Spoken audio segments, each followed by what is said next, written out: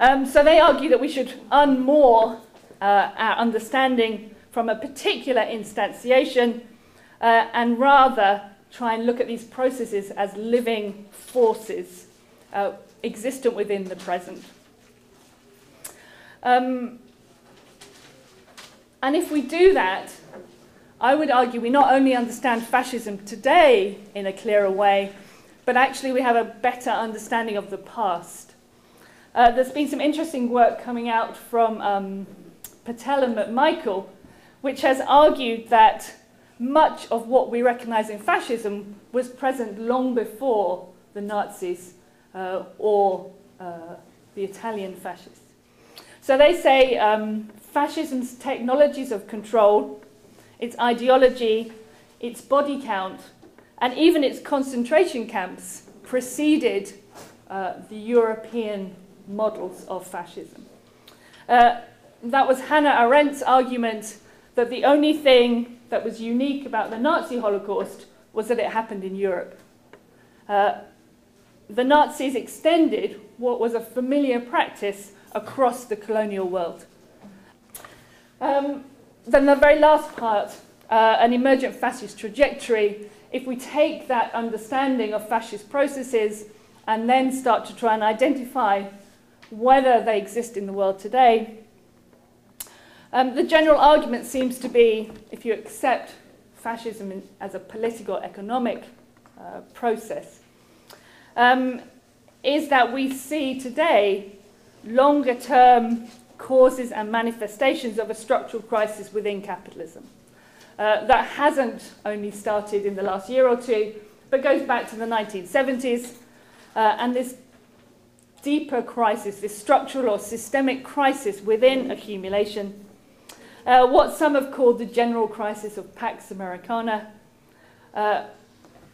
what others have called this crisis of capitalism as an all-embracing structural crisis, which we can see in these deepening contradictions around accumulation, financialization and debt, geopolitics, energy crises, climatic crises, a doctrine of war without end, the moment of peak oil, crisis around hunger and food, all of which are manifestations of a deeper structural crisis of accumulation.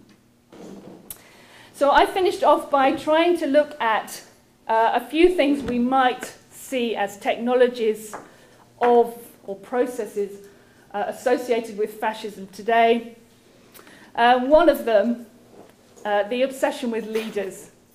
And I would say the cult around Obama is one of those latest manifestations. But we could see it in Berlusconi in Italy, Putin in Russia, and I put Blair and Harper on the table too. They're wannabes. Yeah.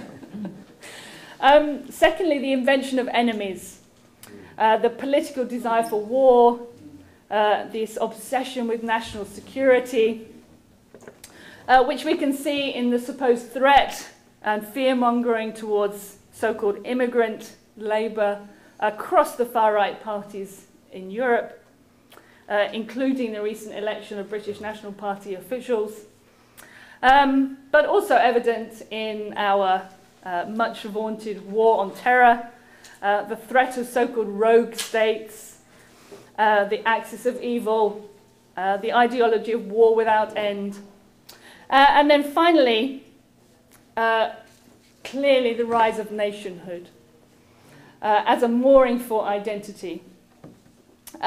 Interestingly, not only on the right, but also on the left.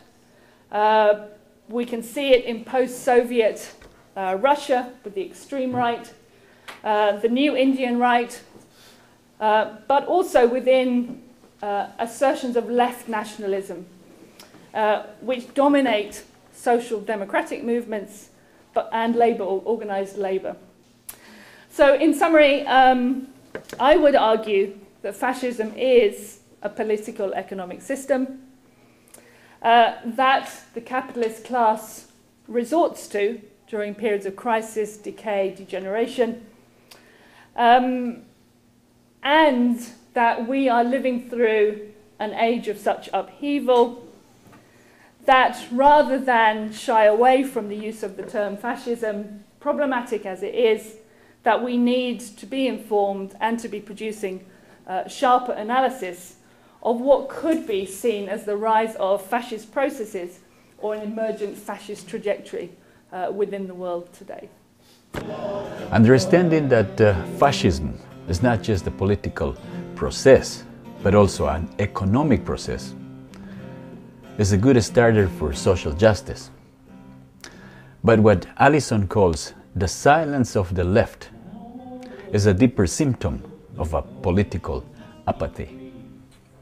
In other words, human rights struggles in other parts of the world, or even our own political decision-making here at home, doesn't concern us. Now, if that is not the case, add your opinion on nowpolling.ca so it can be counted.